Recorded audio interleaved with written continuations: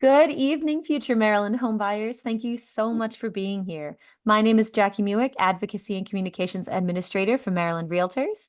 I want to welcome you to your Home Buying Keys webinar.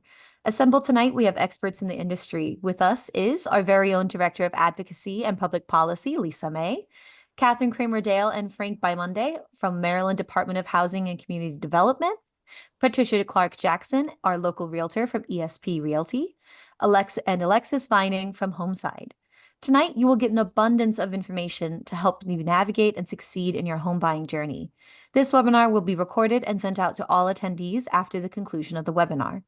We encourage your questions and we look forward to answering them.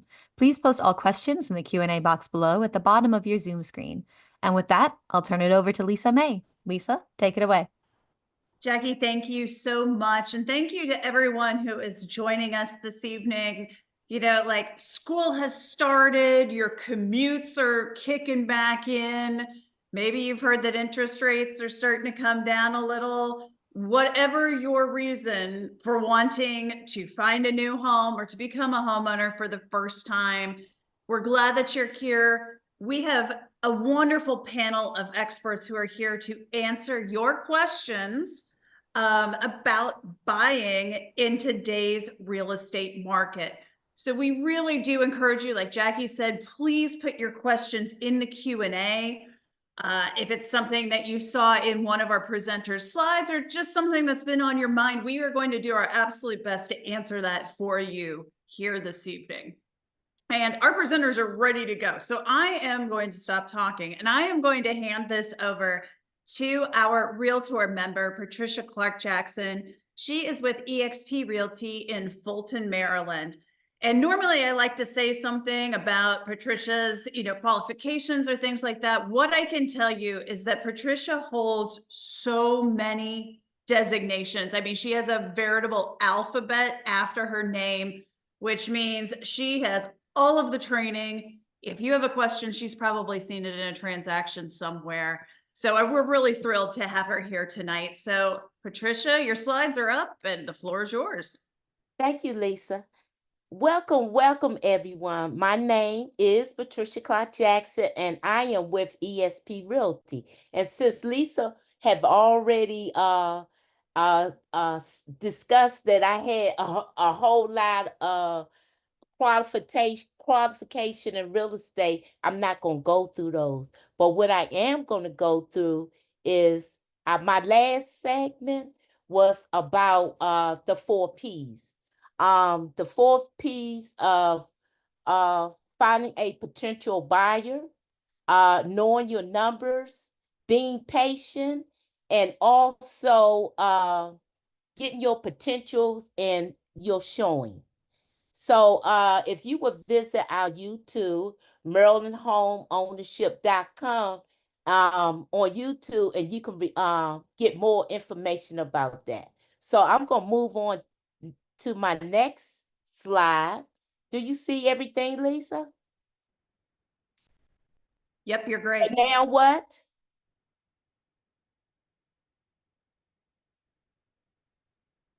Okay.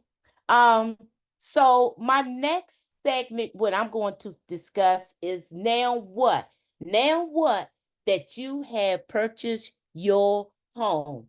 You finished the home inspection, and there's 3 days before closing.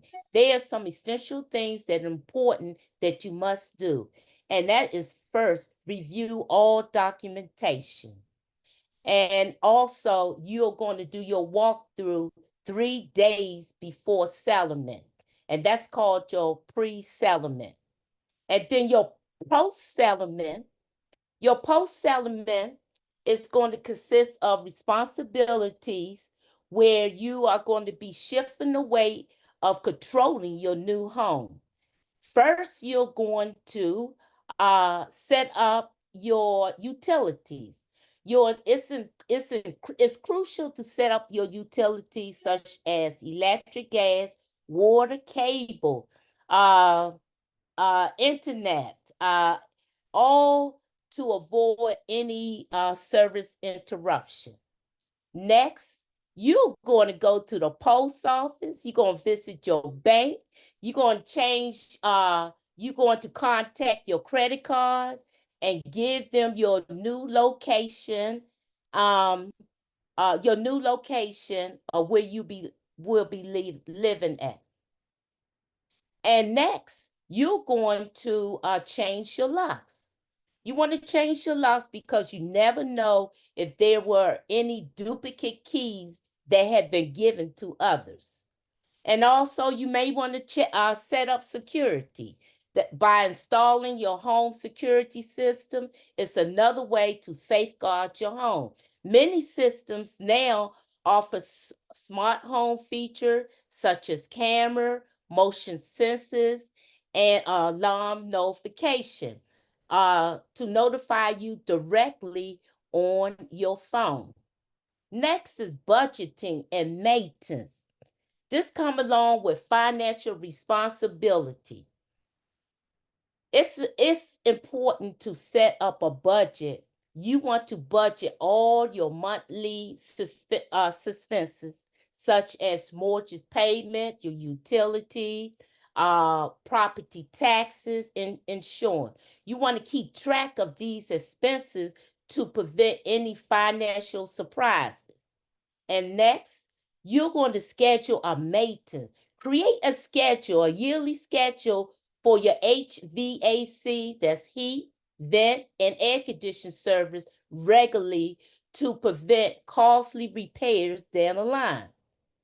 And lastly, you're going to set up an emergency fund for example, leaky roof, broken appliances.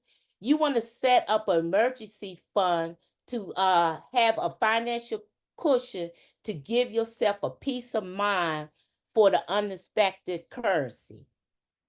And then last of all, this is the last one.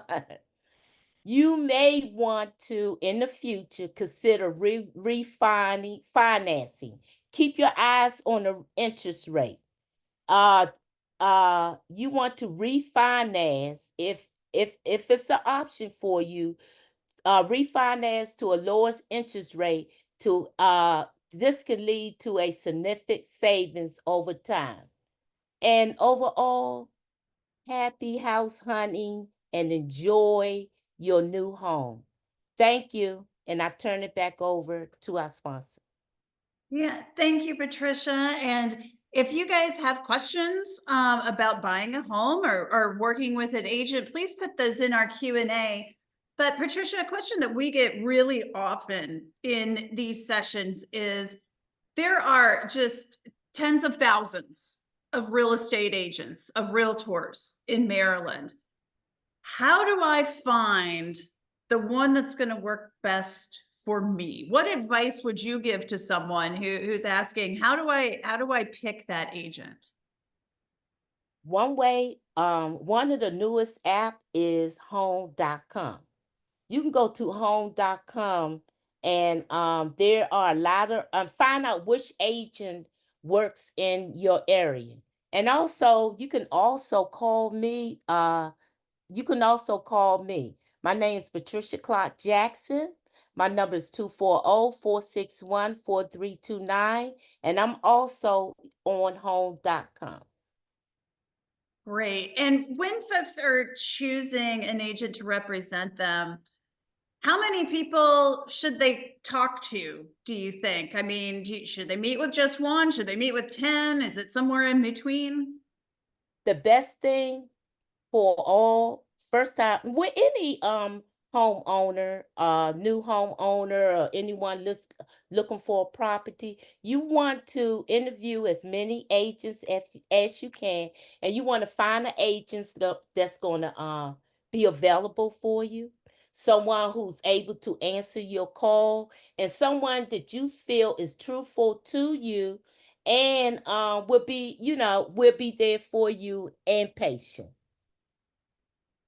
Great. And you're going to see a lot of houses out there too, right? And you may have this really long wish list of what your dream home may look like. But I know I've had the privilege of buying a couple of houses. Not a single one of them was my dream home.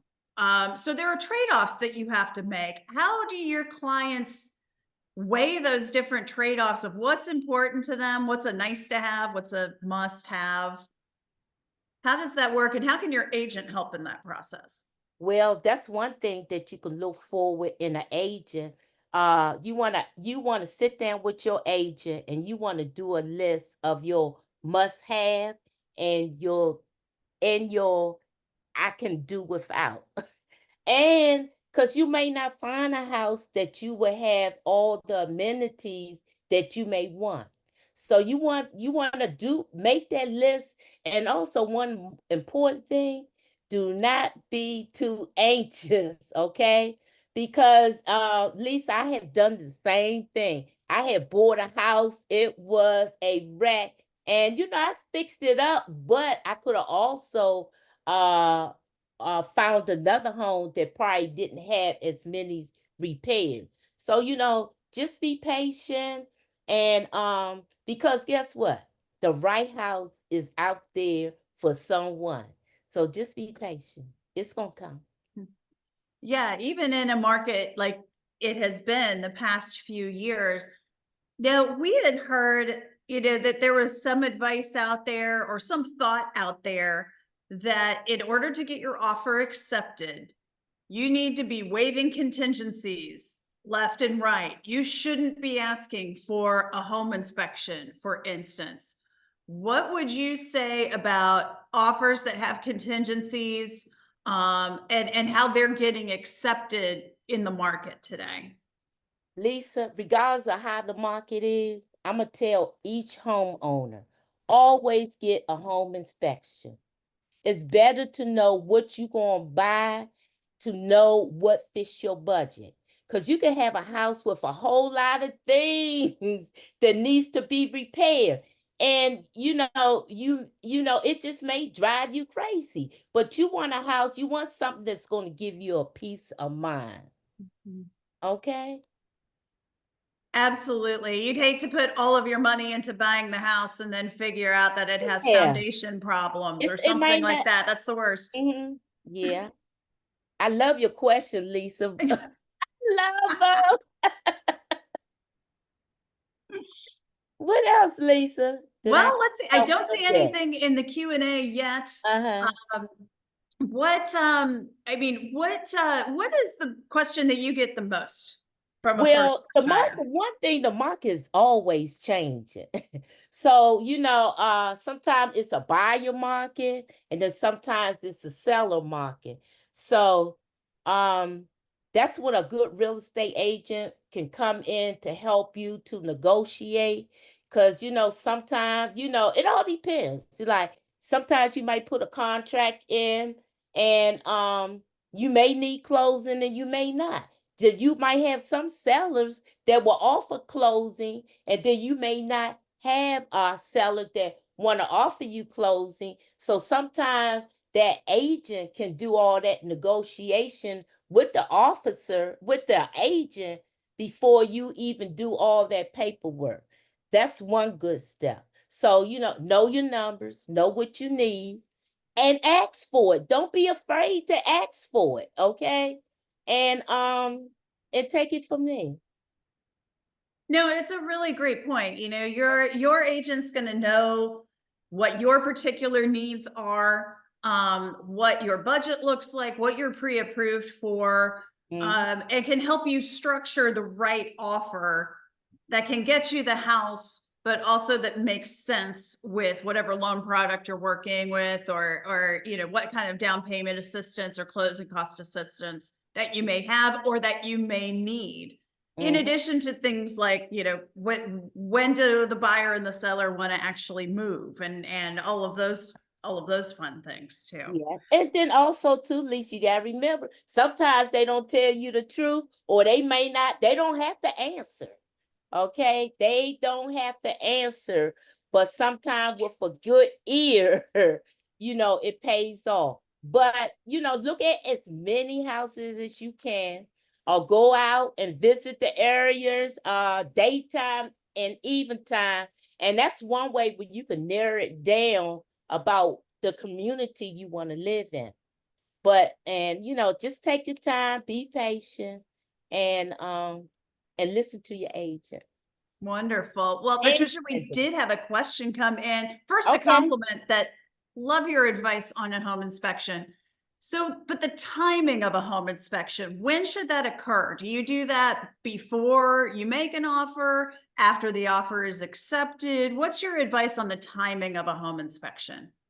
One good thing is if you house searching, a good agent will connect you with your home inspector. And you could connect with your home inspector, ask some questions. So when you find that house, your agent put that contract in, you win that contract.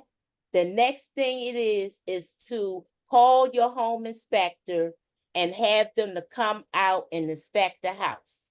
And a home inspector will a good home inspector will inspect the roof from the roof all the way down to the crawl space and or the basement, inside and out, okay? And then when it comes time for you to start negotiating, you may if it's a lot of things wrong with the house, you might want to set out on it. All depends on your budget. But everything that's wrong with the house, if you can fix it yourself, that may, that may work too. Because sometimes the seller may not always agree in fixing everything that you want. So you have to negotiate. Right. And in your agreements and your contracts, there are going to be time frames where you need to complete the home inspection by and make some key decisions by. So your agent's going to keep you on top of all of that. It's called time of the essence. Thank you, Lisa. It is so important that you listen to your agent. And matter of fact, just read your contract. Wherever it says time, date, and time, you should also make a note of that, because you don't want to lose your earnest money if you don't follow the timeline. Most of the timeline is like 3 or 7 days or 10 days. So it's important to know what those timelines are and stay on top of it. Although your agent's going to do it if you have a good one, but it doesn't help if you stay on top of it too. Like I'm going to a transaction now, and I had to actually tell my seller, we have to do this at this amount of time. You can't just wait and do it when you want to do it. No, what's in writing, that's what you follow. If it's not in writing, it doesn't mean anything. There you go. Well, now speaking of staying on top of time, Patricia, thank you so much. She's going to stay on. So if you guys think of more questions, go ahead and put those in the Q&A. But I'm going to hand this over now to our next presenter, Alexis Vining, who is the top lender in the nation. Did I hear that, Alexis? You guys are in for a real treat. Yep. Alexis is a branch manager and vice president for Homeside Financial in Rockville. She has some slides up and ready to go as well. So Alexis, please. Hello, everybody. My name is Alexis Vining, and yep, I am top 1% in the nation. I love Catherine for saying I'm the number one, but top 1% in the nation. A lot of that comes through my ability to specialize in first-time home buyers and take them through a journey of multiple down payment assistance programs to where they are purchasing homes with very, very little money. So what I want everybody to do is take a picture of that with your cell phone.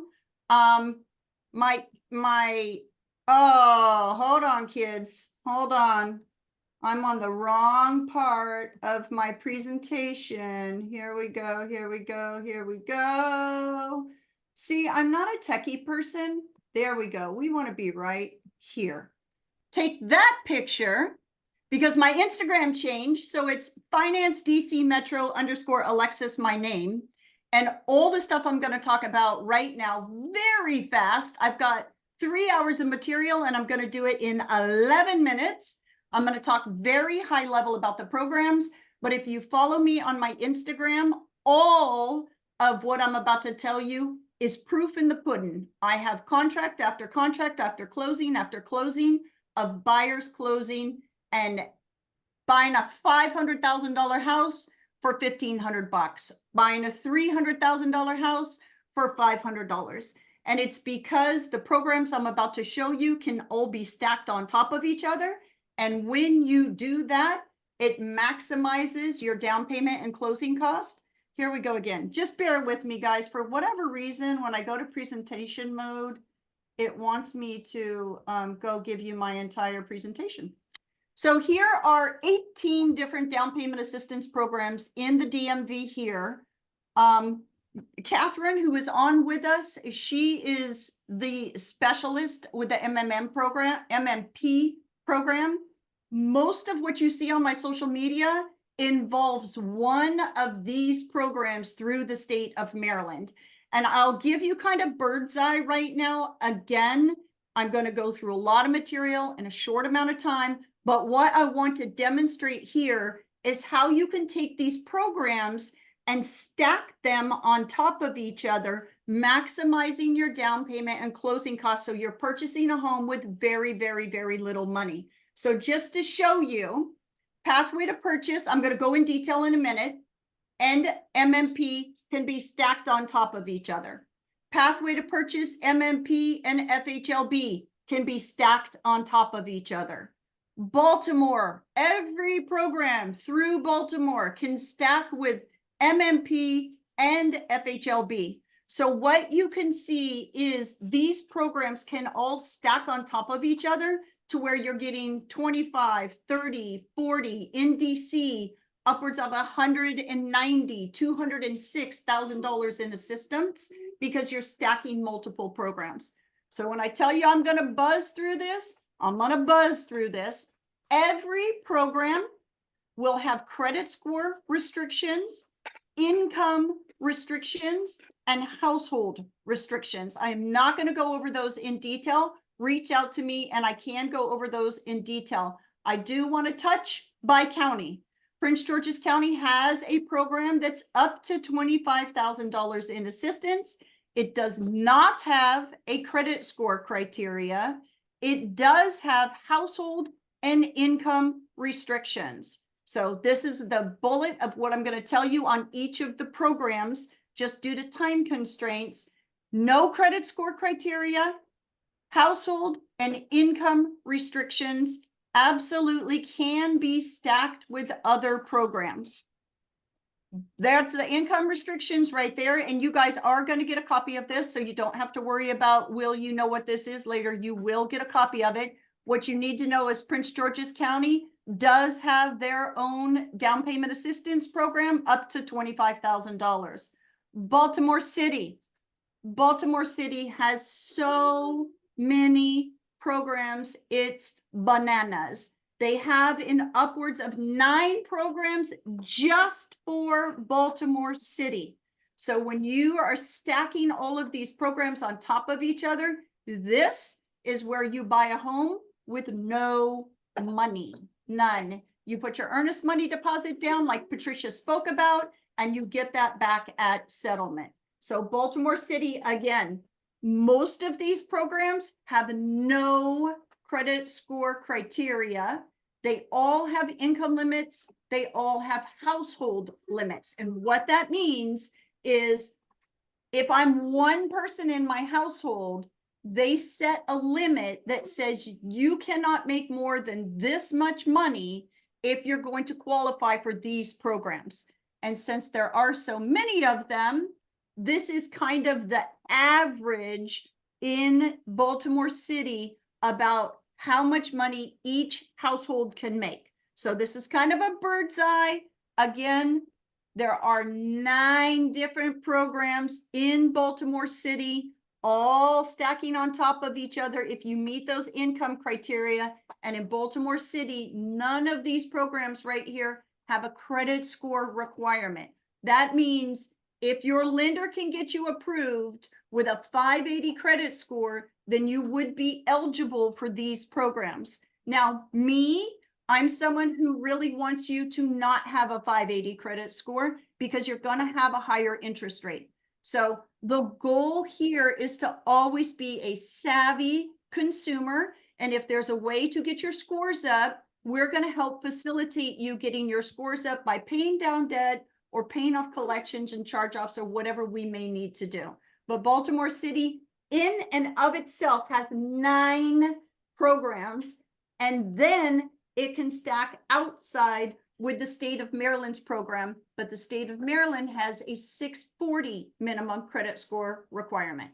So your lender, me, my job is to make sure that you meet all the criteria, income, household, and credit score whenever you are stacking these programs. So my most popular program in Maryland is through the state of Maryland.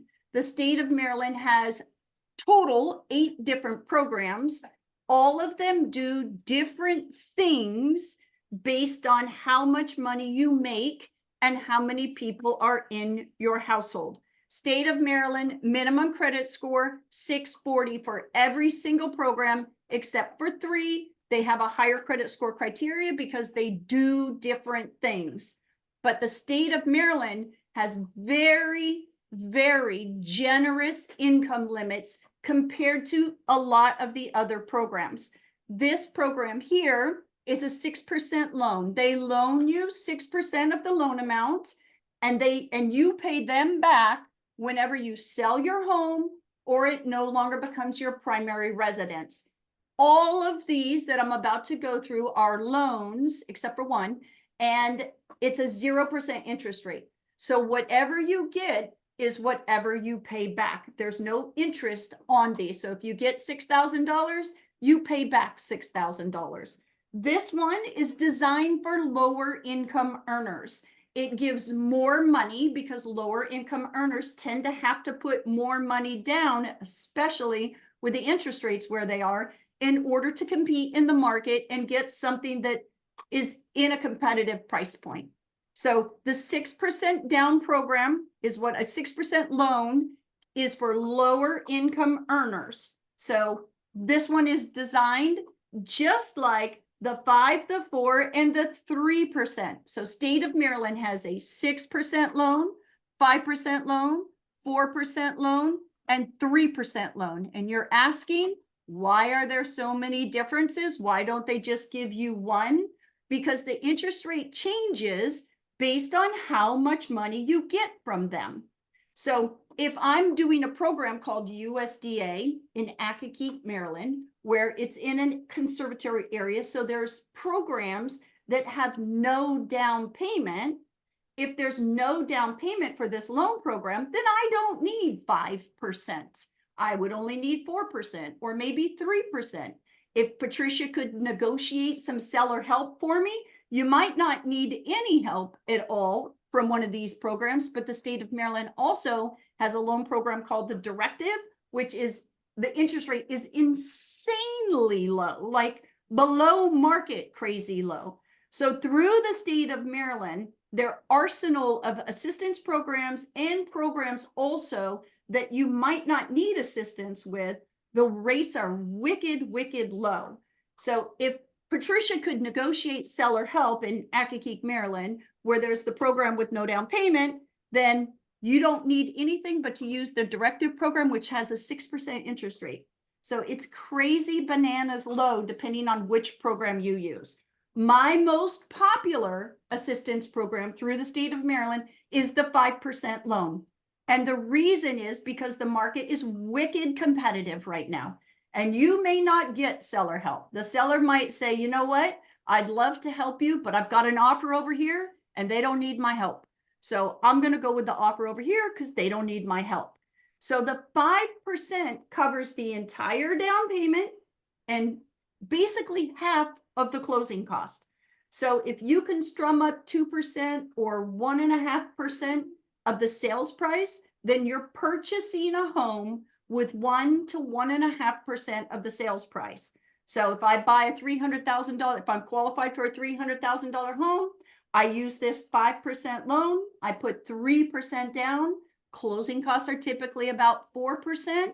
So if I'm using 3 for down payment, 2 for closing costs, then I'm going to need 2% of my own money to purchase that house. If I don't use another grant to stack, which I'll go over which ones you can, or the seller doesn't help me. So the strategy to purchasing is buy a house, use your down payment assistance because you're only a first-time home buyer one time, and then try to find a property that's been on the market for a few days, believe it or not. If it's been on the market for a couple weeks, you actually might be able to get seller help.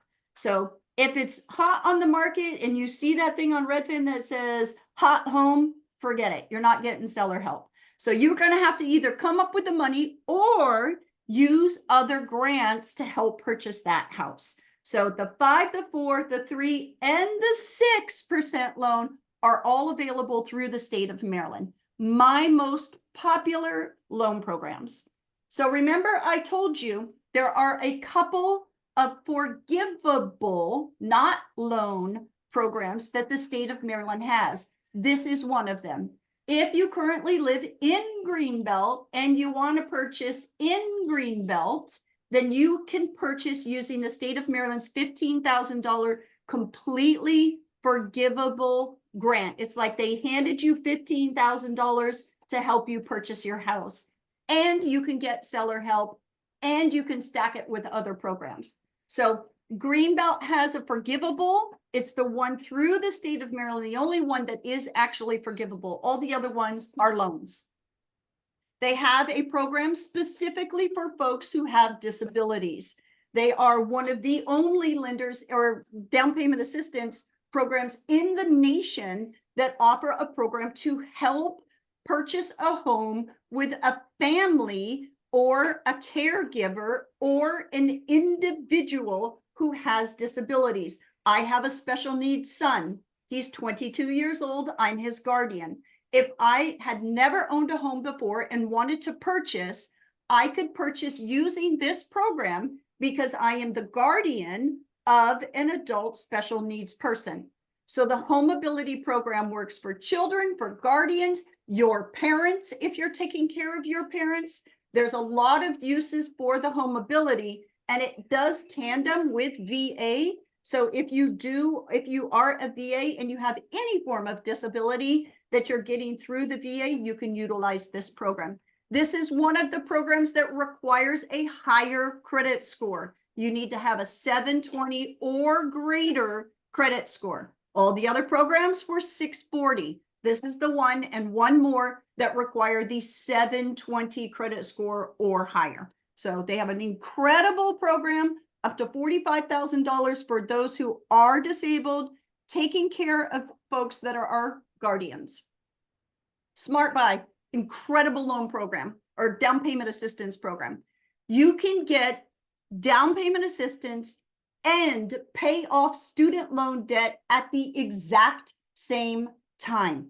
So if you have $20,000 or less in student loan debt and you want to purchase in the state of Maryland, there's 2 different forms that you can do this in.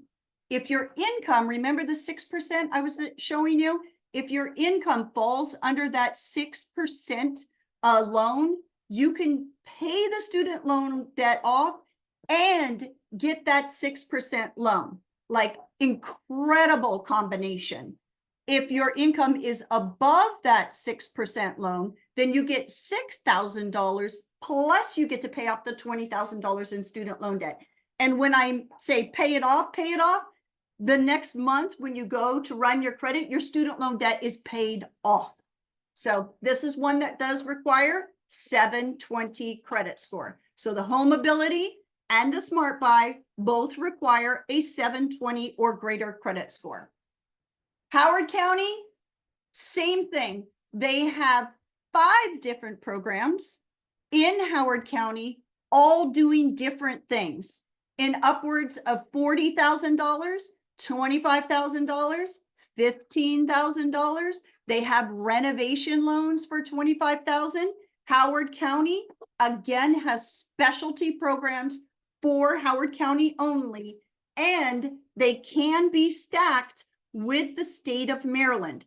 So the state of Maryland is like the big boss. The big boss allows some of its little departments to stack with them. All of Baltimore, all of Howard County are able to stack. So Howard County can stack with the directive program that I keep referencing through the state of Maryland that has that wicked low interest rate. So they are able to stack. Montgomery County ADUs. I'm just going to go super high level on this. ADUs are affordable dwelling units. Anne Arundel County, Howard County, Calvert County, Montgomery County, City of Rockville, Laurel, they all have specialized programs where you can purchase a home through this program where the home is a fraction of the market price. An example, Rockville, new construction, they build 5 townhomes. One of those townhomes has to go into this program. If all the other townhomes are $800,000, your townhome is probably going to be about $280,000. It's the exact same townhome, built the exact same way. So these programs sprinkled throughout Maryland offer beautiful new construction and resale homes, typically about 80% off the market price. They're called ADUs, affordable dwelling units. You'll see all kinds of acronyms, but what I want you to know is they exist. So questions about ADUs and affordables, they're all over Maryland. Bumping into DC real quick. DC has the largest down payment assistance program in this region. It's actually more than the tri-state, in upwards of $206,000. Hang on, let me go backwards, guys. It's currently closed. They're out of money. They ran out of money in February, but they're going to kick back up in October. So in less than 20 days, they're going to kick back up. And if you look at the income tables and the amount of money that you can get, it's unbelievable that you can get $206,000. It's $202 for down payment and another $4,000 for closing costs. So in upwards of $206,000 in assistance to purchase in DC. Need to be a DC resident, need to have a 600 or greater credit score, and you need to have $500 in your bank. That's the minimum criteria. Again, they're currently closed because they're out of money. And if you're giving out $206,000, you can understand how quickly they run out of money, but they're going to reopen in about 19 days.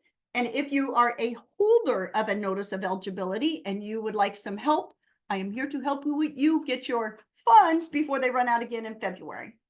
If you work for the district in DC and you are a district employee, there are assistance programs for you.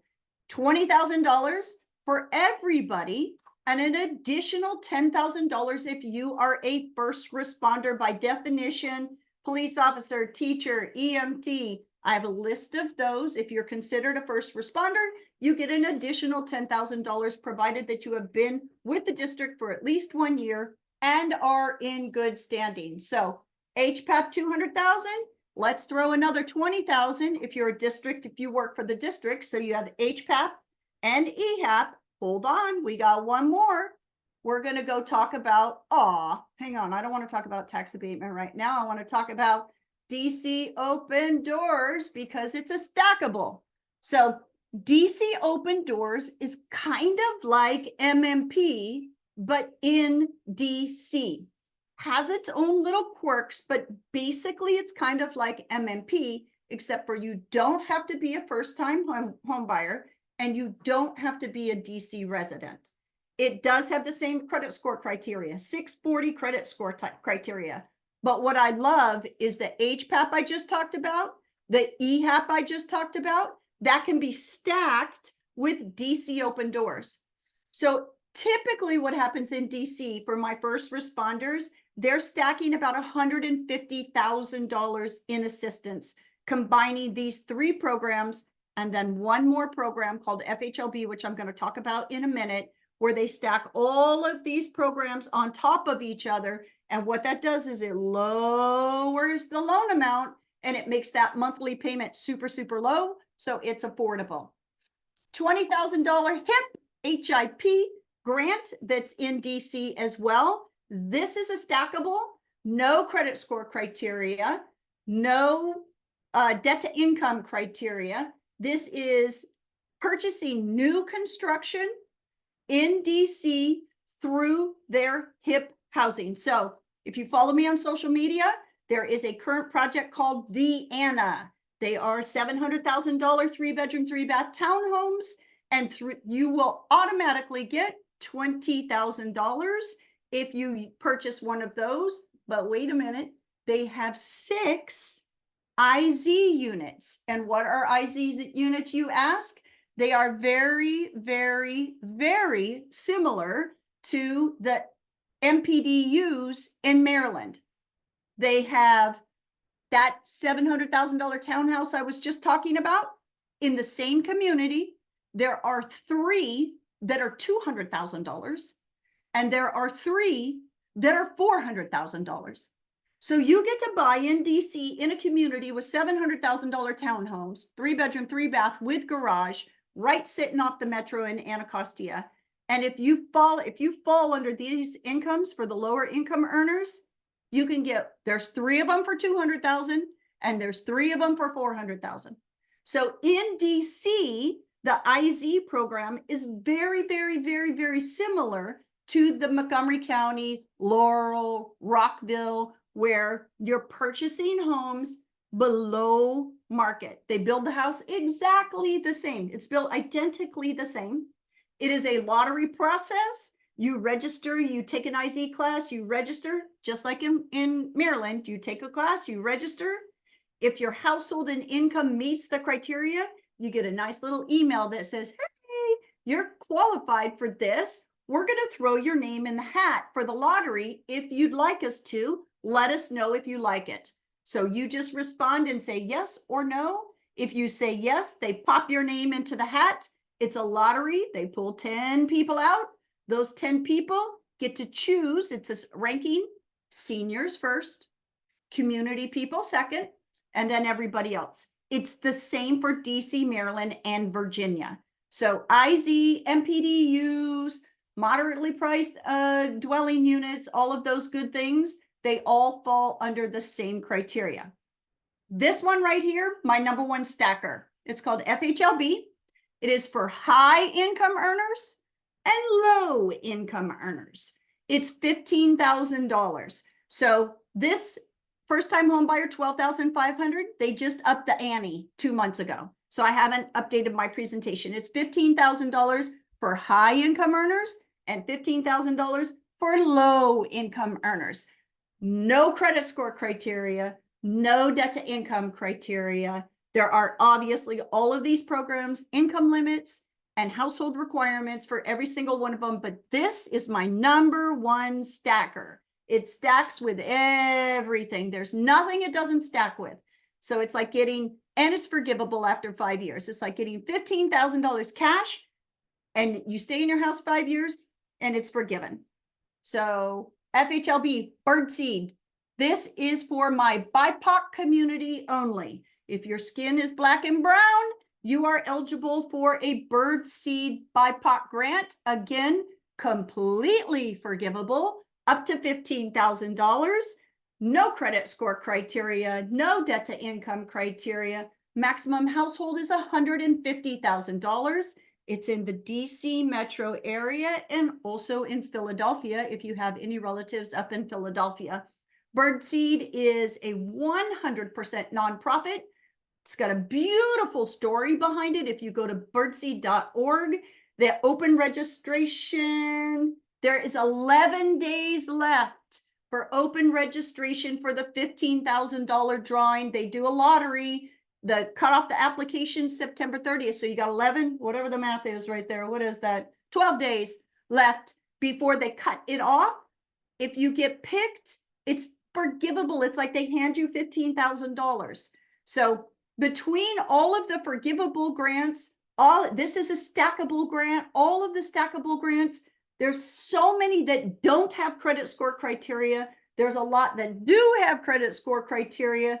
The whole idea is to, there I am right there. The whole idea is to take the programs you're eligible for and have me, someone like me, navigate which ones you fit in. What box do you fit in?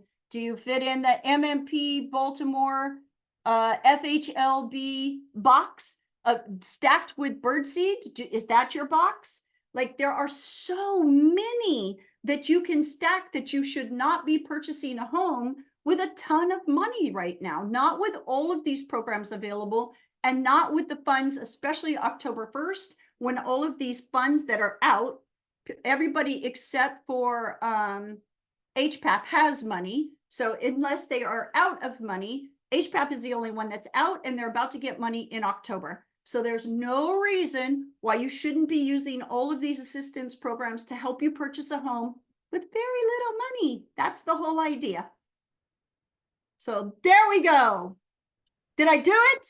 Alexis, that was incredible. I even learned about some programs here today that I didn't know about. This is great. Let me go back to the landing page, because the landing page really does give you, I didn't talk about tax abatement because it's a very specialty program, but in DC, there is a program that if you are within the income and household limits, they literally remove the property taxes from your monthly payment for 5 years. So in DC is the mega, because you get the HPAP money. If you're the district employee, you get the EHAP money. If you are, you can use FHLB, you can use DC Open Doors, you can use Birdseed. And if you qualify for tax abatement, the property taxes are removed from your monthly payment for 5 years. So it's just incredible the amount of assistance programs that are out there to help you purchase if you are a first-time home buyer. I'm going to go back to the landing page because it really does kind of give you a really good snapshot of how many programs are available. And most of them don't have credit score criteria.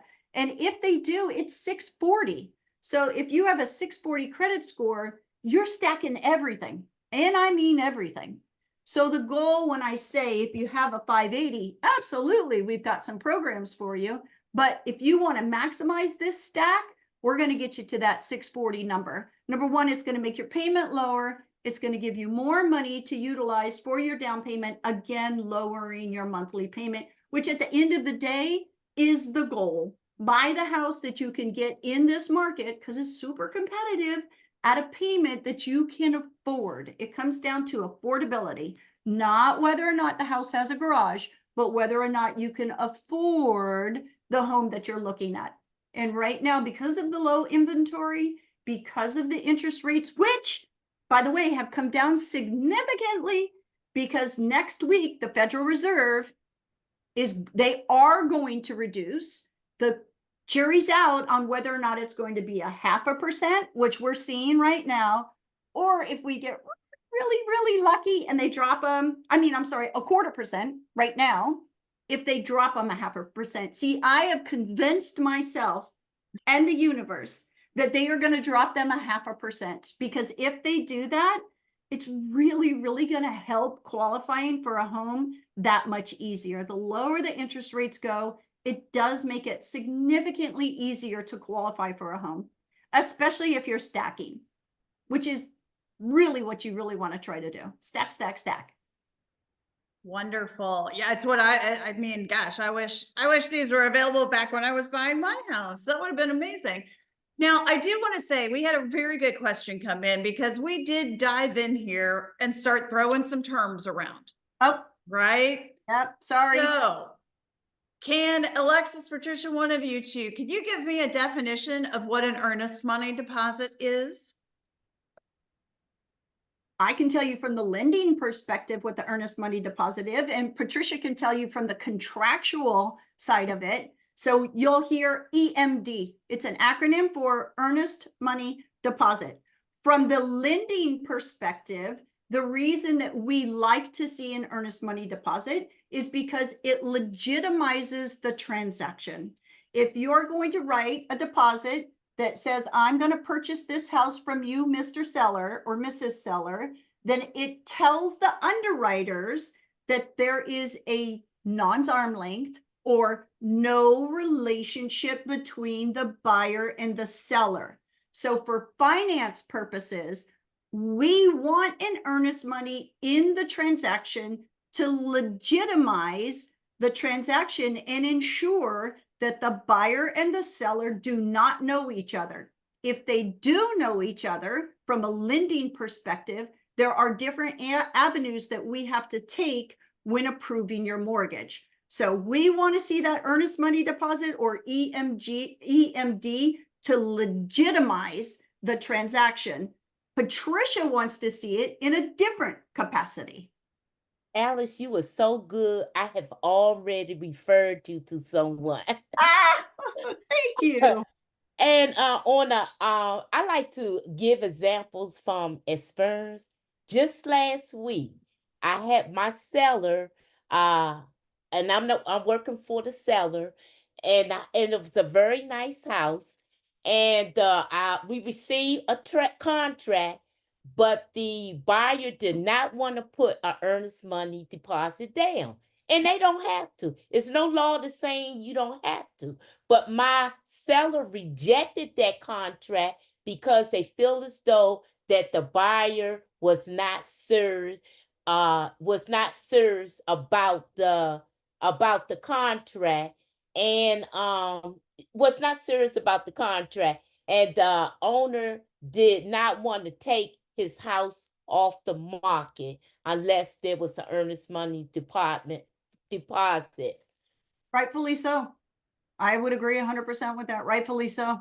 Yes. And I guess that you would have to ask the person who didn't want to put their money up, if that was you selling your house, wouldn't you want someone who was interested in your house giving a deposit that says, if I decide, which I have one of these right now, it's very rare, but I do have someone right now, this very moment, who was set to close next week, and she decided she just doesn't want to purchase the house. So there was no reason given. Everybody has a choice whether they want to go through the contract or not go through the contract. It is a contract. So not only will she lose her $3,000 earnest money deposit, and that was the deposit she put up to tell the seller, I'm going to put this $3,000 up. If I decide to change my mind and I'm still eligible to purchase this house, you can keep the $3,000. So in something right now, but it's a little more complicated than that because she was in a contract, and that contract has a lot of verbiage that says you will continue with this transaction if you are qualified. If you choose not to, we're going to take your money, and we, seller, has the right to seek damages for taking their house off the market for 3 weeks. So it is a serious thing when you go to purchase a house, and that contract protects you as the buyer, and it protects the seller selling the house. So the reason there is a contract is so that everybody understands you have a responsibility to move and follow the contract as time is of the essence. As Patricia said, the seller has a contractual obligation to sell you the house at the end, because we've also had situations where the seller decided after going under contract that they didn't want to sell, but they're contractually obligated. So it is important that both parties understand the earnest money tells the seller how serious you are. And you as the buyer, if you choose not to move forward and you're able to, you forego that money. It goes straight to the seller. And then the seller they can sue you. So it's a big thing when you go to buy a house. It's a fun thing when you go to buy a house, because at the end you get your house. It's very rare that those situations happen, but they do happen. So it's your lender's responsibility and your real estate agent's responsibility to make sure you understand what you are signing up for. So if we do our job, you have a clear understanding. If you make a choice to do something differently, it's a choice. Great. And then really quickly, ladies, we've talked about getting funds and grants and loans for down payment and closing cost assistance. Can you tell us the difference between down payments and closing costs? Okay. When you purchase a home, you have two components when you get your mortgage. You have to give the lender the down payment money to secure your mortgage. So down payment says, here, lender, here's 3% or 3.5%, depending, or none, depending on which program you are. But you also have what are called closing costs. These are fees associated with transferring the house from the current owner to you. So there are city fees, county fees, state fees. There is also a component when you go to buy a house called title insurance. So title insurance makes sure that when you close on your house, no one can come and knock on your door and say, this house belongs to me, here's proof. So there's components within closing costs: appraisal, credit report, flood, processing. The title company has abstract fees where they're going to go dig into your chain of title for 100 years. They're going to go back and look for 100 years to make sure that once they issue this policy to you, that they are ensuring that nobody can come and knock on your door and say that house is theirs. I say this because I've been doing this 31 years. It has absolutely happened to some of my clients where someone's knocking on their door saying, this is my grandmother's house. Who are you? I'm a deed holder. And they have a copy of a deed, but it was never recorded. So nobody knows about it. So there is insurance that you take out against that from happening. Us, the lender, we make it mandatory. So there's a mandatory fee, part of your closing cost, that is called a lender's title insurance. There's also owners for you guys that's optional, which I don't ever think should be optional, but you have an option whether or not you want to buy insurance the way the lender does. And I always equate it like this. It's like a house is like car insurance, right? You're not going to get in a car and drive your car and get in an accident and not have insurance. Those policies, the owner's policy and the lender's policy, the lender's not going to buy a house and make sure that if something happens on the house that the lender's not protected. So if we're requiring it, you certainly should be thinking, hey, if they're mandating it, it's probably something I should take because it's really, really important in the case something goes wrong with title. So you have appraisal, which I could go into an appraisal, credit report, flood, make sure you're not in flood zones, title fees, they're going abstract, they're looking at your house, the title on your house for 100 years. There's recording fees to transfer the property from the seller to you. All of these little fees are called closing cost. So you have your down payment that you give me, the lender, and then you have all these other little fees that are usually about 4.5% of the sales price. All of these little fees that add up, and those are called closing costs. So between the programs, you've got cover the down payment, and then like the MMP program covers the down payment, and then a little bit of the closing cost. So if the seller can help you, or you stack another program, all of those fees, closing costs, are paid through a program or a seller. So they're two different entities doing two different things, all working together to help you purchase that home with very little money. Fantastic. Alexis, thank you. You have just provided us with a wealth of information this evening. And I'm going to turn it now because you mentioned the Maryland Mortgage Program and it's 8 different loans. I'm going to turn it now to our DHCD team. Catherine Kramer-Dale is here with us, as is Frank Bamunde. Catherine, what else do we need to know about MMP? Oh my gosh. Well, listen, first of all, I want to thank each and every one of you that is attending. As a home buyer, you have literally come on this call and learned a phenomenal amount of information. Yes, I work for the State of Maryland Department of Housing, and I'm going to share my screen so that I can just show you in the last couple minutes about everything that Alexis said, because she is our top performing lender. I know she said she's only 1% top in the nation, but I think she's number one. But with our Maryland mortgage program, she has received several awards and accreditation as being our top performing lender. And you're going to say, well, of course she is. Why wouldn't she? She literally knows all about the programs. She stays on top of it, not only with what the state offers, but what different cities and counties offer, as well as the Federal Home Loan Bank loan.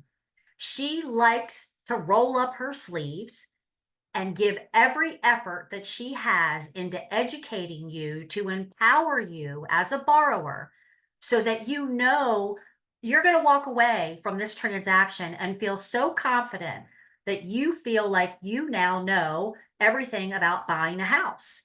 And you're going to bust into the seams because you're going to want to tell everyone how easy it was, how exciting it was. It wasn't stressful. And you could not believe all of the money that is out there in the state of Maryland. And Alexis even talked about, because again, we're Metro, Maryland, DC, Virginia, we're all in this big circle. As a state agency, we offer the Maryland mortgage programs. Yes. And on our page, which is www.mmp.maryland.gov, it's a public website. You can get on here. Agents can get on here. I do trainings all day and every day for the lenders to make sure that they're educated on the programs so that they know how they can qualify you. Like Alexis said, there's the home buyer education, there's household income limits, there's debt to income, there's assets, there's, people are coming to us because they need the money. I want to show you my rate sheet really quick because I'm very, very excited to show you the low rates. This is a rate sheet. You can come on this website and look at everything. Nothing is secret squirrel. Nothing.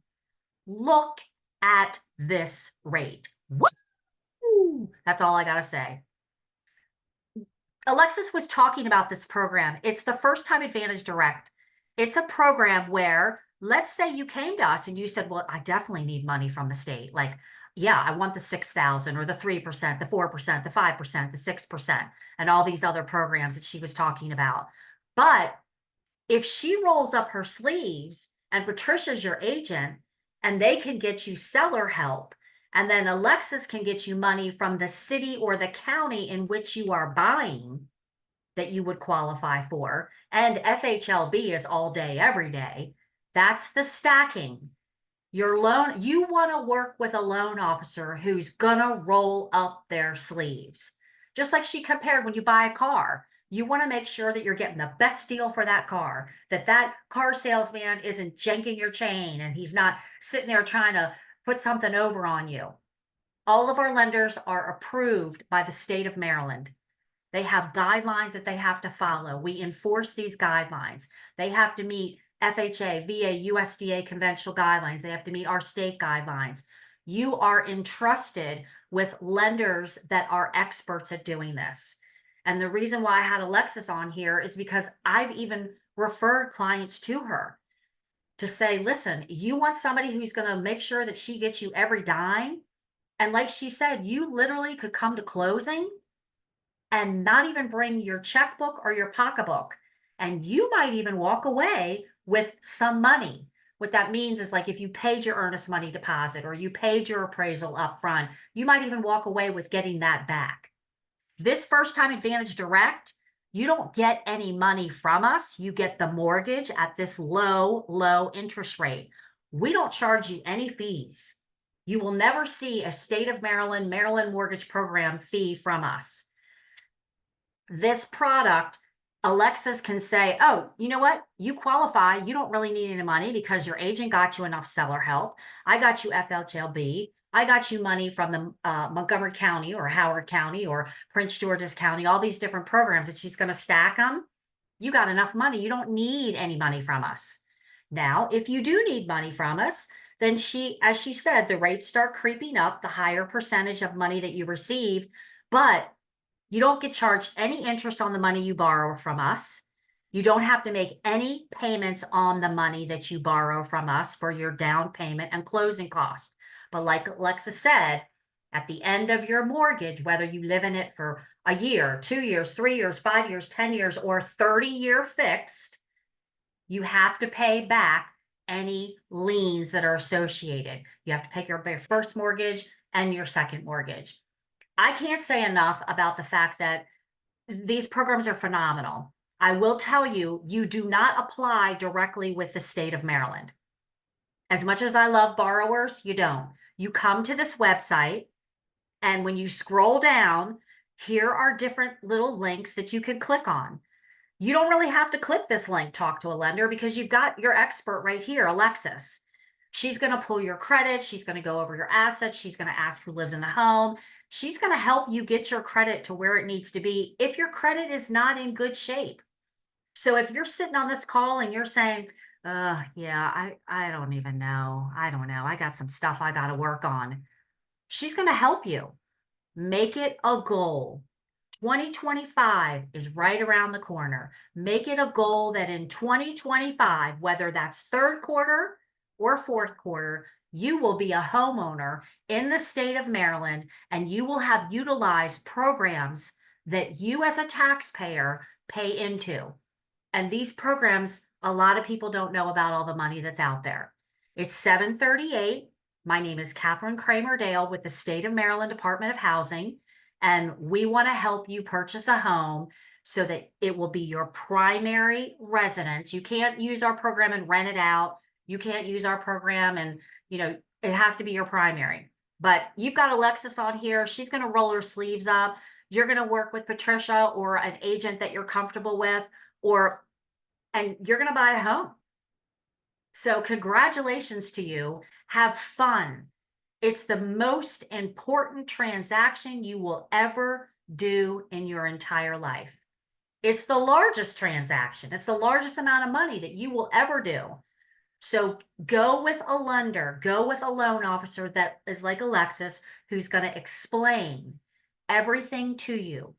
They're going to empower you so that you can tell a friend and tell a friend and tell a friend.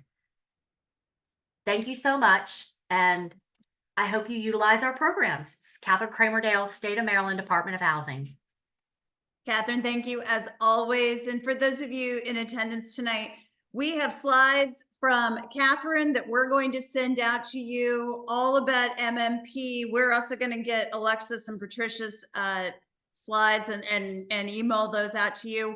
We're also going to include a great resource called Credit Smart from Freddie Mac. And that is an online program completely free. You can get your home buyer education that you need to qualify for some of these programs. So all of that's coming out to you. Now, if we have just a few minutes, if our panelists are willing to stick around, we have a couple of questions come in and they're good ones. So I do want to have the opportunity to have those answered. Absolutely. All right. So when you're looking at someone getting them qualified for a loan, let's say, maybe they weren't always perfect. Maybe they overdrew their checking account once. They weren't quite paying attention. How does a lender look at something like that? So one time, no big deal. It happens. If you are someone who does this on a continual basis, if you use FHA financing, they actually consider that financial mismanagement. So as a lender, if I see, because I do collect before I issue my approval letters, so you take application, we run your credit. If your credit is good enough for the programs, we move forward. If it's not, we give you the resources to get your score. You work with Harvey Logan, who's one of our credit partners, and he will help you get your scores back to their glory. We will ask for pay stubs, W-2s, tax returns, bank statements. We're fully vetting your file because the goal is to stack multiple programs. So we've got to make sure you meet the criteria of all of them. If I see and your credit score is 640, so I'm using FHA. If I see 2 months of bank statements where you're overdrawn, we have to pause and we have to put a budget together and we have to not have your account overdrawn for 2 months. So it happens a lot, believe it or not. A lot of folks don't. That debit card, they just don't pay attention when they're swiping. They'll have overdraft protection. It covers a little bit, but not all of it. The second underwriting starts to see negative, negative, negative, negative. For FHA financing, it is considered financial mismanagement, and believe it or not, your loan could be declined. So conventional financing does require a higher credit score significantly, from 640 to 720 typically. Conventional financing, they'll make you write a letter of explanation that says, ma'am, mister, please tell us why you've overdrawn your account for 2 months, and please give us a copy of a budget that will show us how you will not do that again. So because the programs are different, so credit scores, the determination of a score, believe it or not, I don't know if you know this, the score is a predictability of default. So the higher your score, the least likely you will default. The lower your score, the higher likely you will default. That's why you see most of the assistance programs require a 640 credit score. That 640 credit score has a 40% predictability of default. So to the investors, that's good enough. So 60% of the people are going to do great. 40% of the people might not. That's why that 640 is the minimum typically. But if we're using FHA, because it's a higher risk loan, you have 2 months of negatives, I'm going to stop you. We're going to put a budget together. We're going to make sure that that doesn't happen for 2 months. You must, not all loan officers do this, you guys. You really have to kind of take ownership of your financing, because a lot of loan officers will look right over the top of that on FHA. And your loan is subject to be declined because it is considered financial mismanagement. So it is very important that you take ownership of your financing, especially when you go to buy a house. I highly encourage going to any type of homebuyer workshop you want to attend before. State of Maryland requires, actually every single assistance program requires that you go to an 8 or equivalent to an 8-hour educational class. You learn a lot in those classes, but the biggest thing you learn is about financial management. So the answer to the very long answer to the question is FHA, you have a potential to be declined.